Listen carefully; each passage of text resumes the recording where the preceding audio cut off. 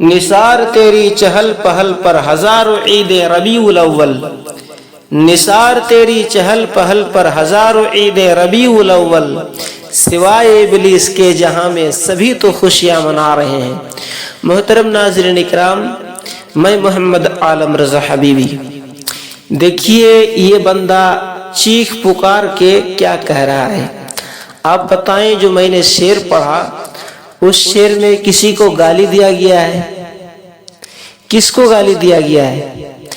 دیوبندی کو، اہل حدیث کو، غیر مقلد کو، کس کو گالی دیا گیا ہے؟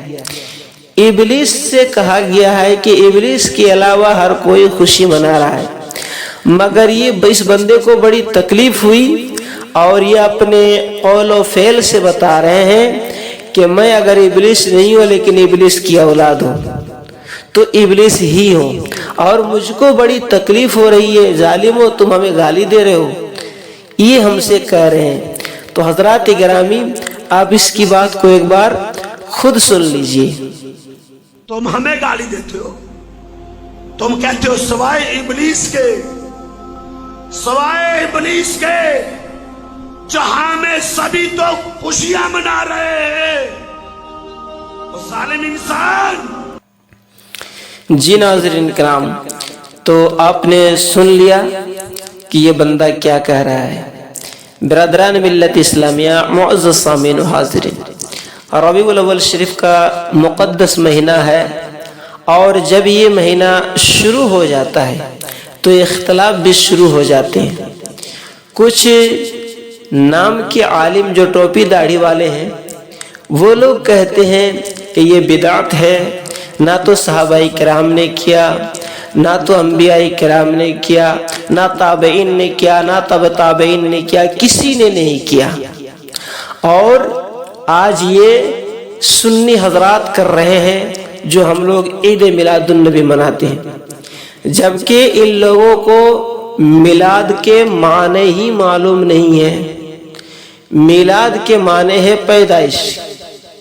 تو حضور صلی اللہ تعالی علیہ وسلم جس دنیا میں تشریف لائے اور جو دنیا میں ظلم ہو رہے تھے، بیٹیوں کو زندہ درگور کیا جاتا تھا، یتیموں کا مال کھایا جاتا تھا، غریبوں کو ستایا جاتا تھا، ان سارے ظلم کو حضور صلی اللہ تعالی علیہ وسلم نے اپنے اخلاق حسنہ سے دور فرمایا۔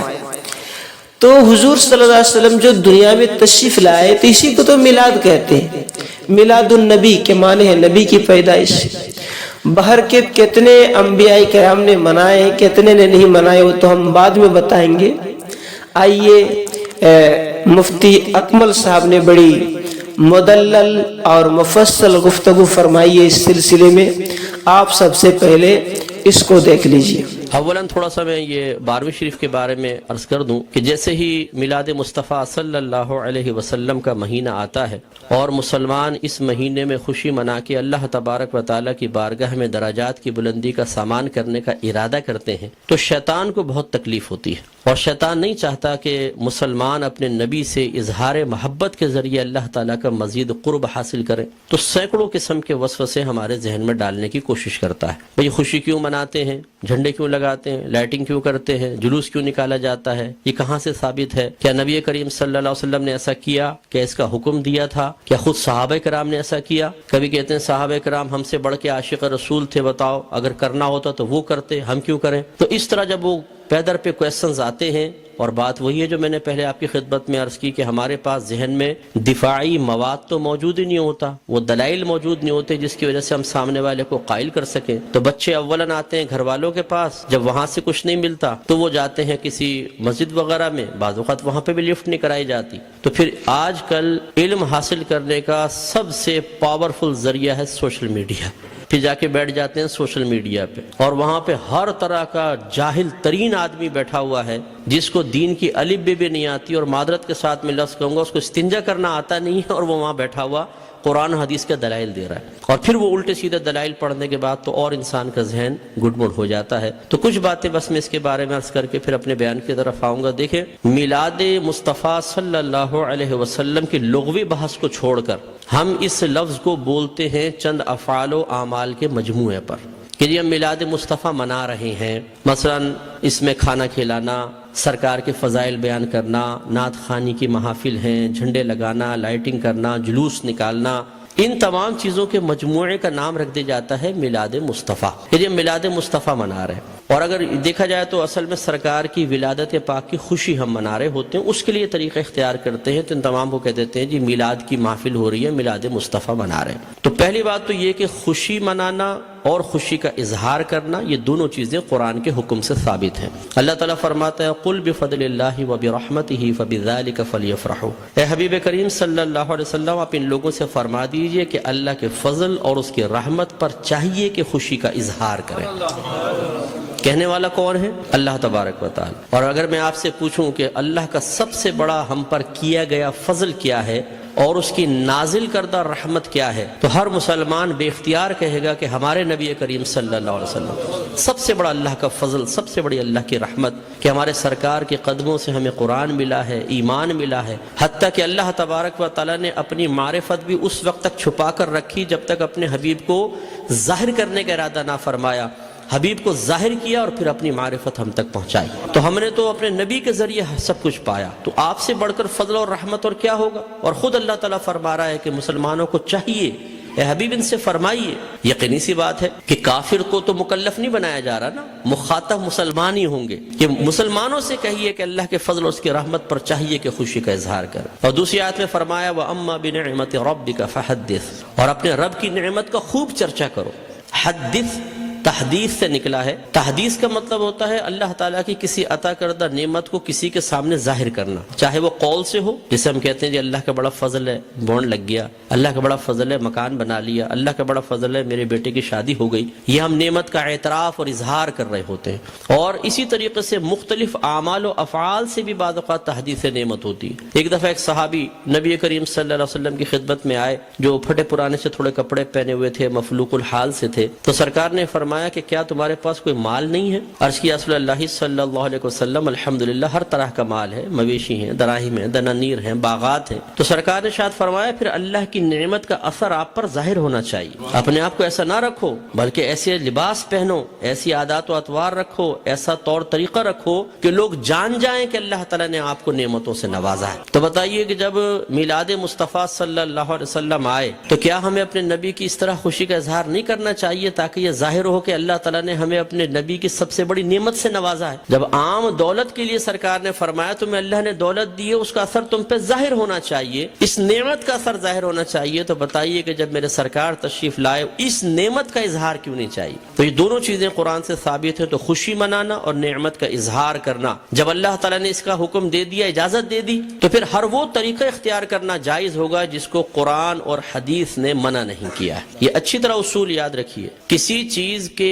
جائز قرار دینے کے لیے دلیل نہیں چاہیے ہوتی، کسی چیز کو ناجائز قرار دینے کے لیے دلیل درکار ہے۔ مثال کے طور پر میں آپ سب سے پوچھتا ہوں، جو آپ نے ٹوپیاں پہن رکھی ہیں جائز ہے کہ ناجائز؟ بتائیں، بولیں، لائیں، ثابت کریں قرآن و حدیث۔ حضرت ثابت کریں کہ ایسی ہری پٹی نیچے اور اوپر سفید ہو، قرآن حدیث سے ثابت کریں۔ کر سکتے ہیں آپ؟ تو آپ کہیں گے بھی قرآن و حدیث سے اگر میں ثابت نہیں کر سکتا تم یہ بتاؤ کہ یہ جائز ہے ناجائز؟ اگر کہتے ہو ناجائز تم ثابت کر دو، میں نہیں پہنوں گا۔ اس طرح آپ نے چشمے پہنے ہوئے ہیں، آپ اس وقت رات کے تقریباً 9:30 بجے یہاں بیٹھ کر بیان سن رہے ہیں، لائٹنگ ہوئی ہے، یہ پکی چھت کے نیچے آپ بیٹھے ہوئے ہیں، میں مائک پہ بیان کر رہا ہوں، آپ اس کو سن رہے ہیں اسپیکر کے ذریعے، تو کیا یہ سب قرآن و حدیث سے ثابت ہے؟ یقینی سی بات ہے کہ نہیں۔ لیکن کیا یہ منع ہے؟ جب منع نہیں ہے تو پھر جائز ہے۔ یہ پہلا اصول یاد رکھیے گا۔ تو اگر کوئی آپ سے کہتا ہے کہ میلاد مصطفیٰ جائز ہے، آپ کہیں بالکل جائز ہے، وہ کہے قرآن و حدیث سے ثابت کرو، آپ کہیں کہ چلو میں بعد میں بولتا ہوں، پہلے تم یہ بتاؤ کہ ناجائز ہے، یس، تو تم ثابت کرو۔ کوئی ایک آیت لا کر ایسی بتائیں، کوئی حدیث جس میں اللہ یا رسول نے فرمایا ہو کہ میلاد مصطفیٰ نہ مناؤ، اور جب اللہ تعالیٰ اس کے رسول منع نہ کر رہے ہوں تو پھر آپ اور میں کون ہوتے ہیں منع کرنے والے؟ بعض کہتے ہیں کہ جی سرکار نے ایسا نہیں کیا، صحابہ کرام نے نہیں کیا، نہ اس کا حکم دیا۔ یاد رکھیں یہ بھی کوئی قاعدہ ضابطہ نہیں ہے کہ اللہ کے نبی حکم دیں تو ہم کریں، حکم نہ ہو تو نہیں کر سکتے۔ صحابہ کرام کریں تو ہم کر سکتے ہیں، صحابہ کرام حکم دیں تو ہم کر سکتے ہیں، ورنہ نہیں کر سکتے۔ یہ کوئی ضابطہ قاعدہ نہیں ہے۔ اصل چیز وہی ہے جو میں نے آپ کو بتائی کہ اگر اللہ تعالیٰ اس کے رسول نے منع کیا ہے تو منع ہوگا، اور اگر منع نہیں کیا تو بالکل جائز ہوگا۔ اب میں اس کی آپ کو تھوڑی سی مثالیں بتاتا ہوں۔ دیکھیں آپ کی مسجدوں پہ گنبد اور مینار بنتے نہیں بنتے؟ آپ پوچھیں، کویسچن کریں، ہر مکتب فکر کی عبادت گاہ کے اوپر گنبد اور مینار ہیں، کیا اللہ کے نبی نے اس کا حکم دیا تھا؟ صحابہ کرام نے حکم دیا؟ یا اللہ کے نبی نے بنائے یا صحابہ نے بنائے؟ نہیں، یہ بہت بعد کی ایجادات اور ہر مسجد کے اوپر ہیں۔ یہ کیسے بدعت اور ناجائز کیوں نہیں ہو جاتے؟ قرآن پاک پہ زبر زیر پیش سرکار کے دور میں نہیں تھا، نہ صحابہ کے دور میں، بہت بعد میں لگے ہیں۔ 6 کلمے سرکار کے دور میں باقاعدہ اس طرح مرتب شدہ نہیں تھے، یہ بعد میں ہے۔ ایمان مفصل، ایمان مجمل پہلے نہیں تھی، یہ بعد میں ہے۔ اور اگر سرکار کے ہی دور کو لے لیں، سرکار نے قرآن کو مجتمع نہیں کیا تھا، صدیق اکبر کے دور میں ہوا ہے۔ سرکار کے دور میں، صدیق اکبر کے دور میں تراویح 20 رکعت ایک امام کے پیچھے نہیں ہوتی تھی،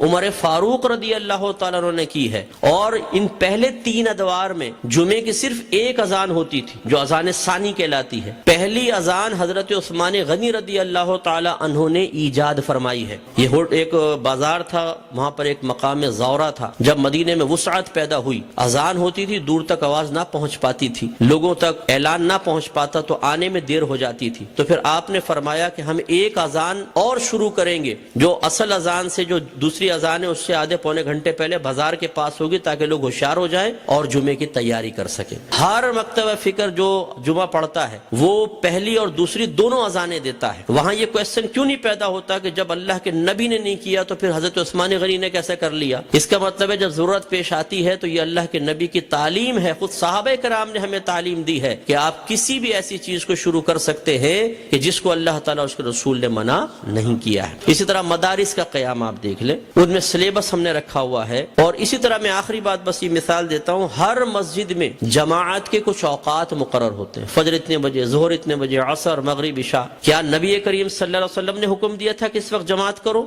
صحابہ کرام نے نہیں، ہم نے اپنی سہولت کے اعتبار سے کیا ہے۔ اور یہ ایک اعتراض کا بہت بڑا جواب بھی بن سکتا ہے۔ لوگ کہتے ہیں کہ آپ یہ 12ویں کا انتخاب کیوں کرتے ہیں؟ یہ بتائیں۔ اپنے پاس سے دن خاص کر لینا صحیح نہیں ہے، اپنے پاس سے دن خاص کر لینا صحیح نہیں ہے۔ تو یہاں میں آپ کو سمجھا دوں کہ کسی ایک چیز کو دوسری چیز کے ساتھ خاص کرنا 2 طرح کا ہوتا ہے۔ اللہ تعالیٰ اس کے رسول نے خاص کیا تو اسے کہتے ہیں تخصیص شرعی، یعنی خاص کرنا شریعت کی طرف سے۔ اور اگر اللہ تعالیٰ اس کے رسول نے نہیں کیا، آپ اور میں کر لیں، جیسے ہم بچے کی سالگرہ کے لیے ڈیٹ کرتے ہیں، فکس کرتے ہیں، اس طرح بچی کی شادی کے لیے ڈیٹ ہم آپس میں مشورہ کر کے فکس کرتے ہیں، کوئی تقریب کرنی ہوتی ہے اس کے لیے، اسی طرح دارالعلوموں کے اندر سال شروع کرنا آخر کے لیے، اسی طریقے سے مسجدوں میں جماعت کے اوقات۔ یہ جو ہم اپنے پاس سے ایک چیز کو دوسری کے ساتھ خاص کرتے ہیں، اس کو کہتے ہیں تخصیص عرفی۔ تو تخصیص عرفی کو تخصیص شرعی بنانا غلط ہے کہ مثال کے طور پہ اگر ہم 12ویں کو 12ویں تاریخ میں کر رہے ہیں تو ہم کہیں کہ اسی تاریخ میں ہوگی، اس کے علاوہ نہیں ہوگی، یہ غلط ضرور ہوگا۔ لیکن ایک چیز کو دوسری چیز کے ساتھ خاص کر دینا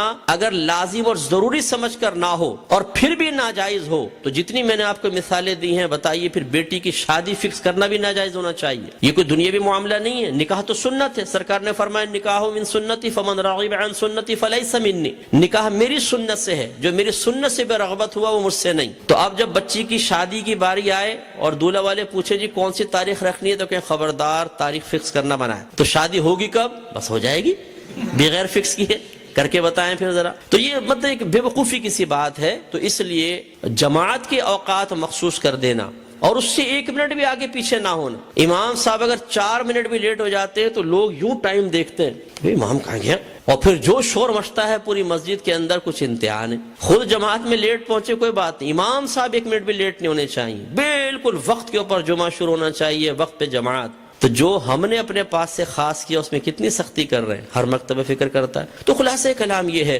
کہ اللہ کے نبی کی جب یہ میلاد کا موسم آتا ہے، اس قسم کے بہت سارے وساوس ہماری طرف متوجہ ہوتے ہیں۔ اصول بس یہی ہے کہ اللہ کے رسول نے اگر حکم نہیں بھی دیا، کر کے نہیں بھی دکھایا، لیکن منع بھی نہیں کیا، تو ہمارے لیے بالکل اس کے کرنے کی شرعی طور پر اجازت ہے۔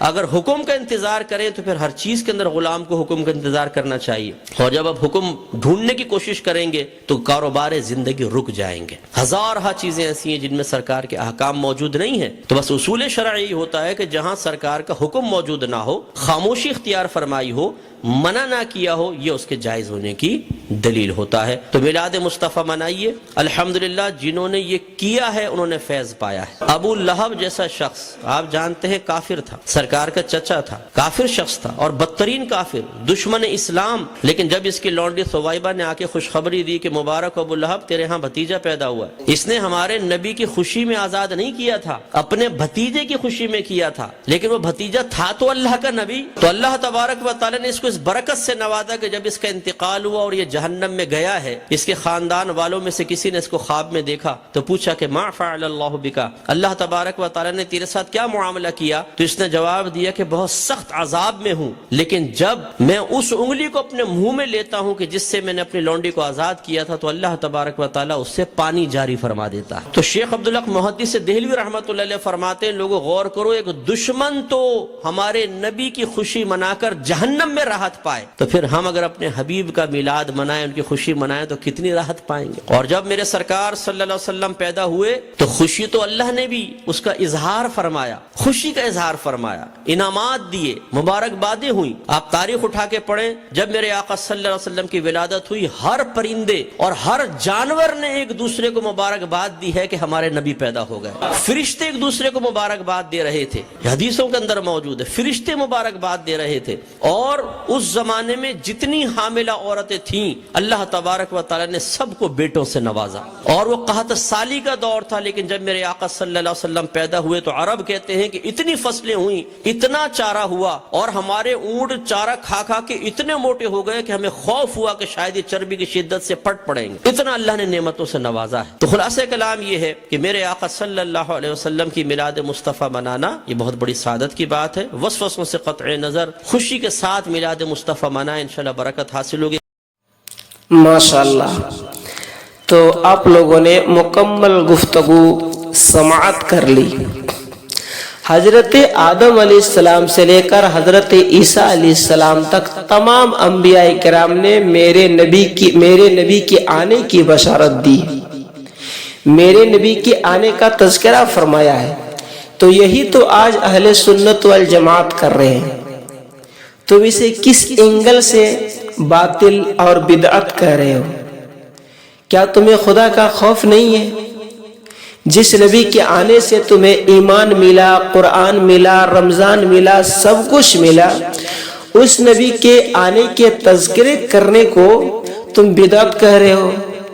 تو کہتے کہ نہیں صاحب، یہ لوگ جو ہے جھنڈیاں لے کے نکلتے ہیں اور جلوس کی شکل میں نکلتے ہیں، اس طرح نہیں منایا۔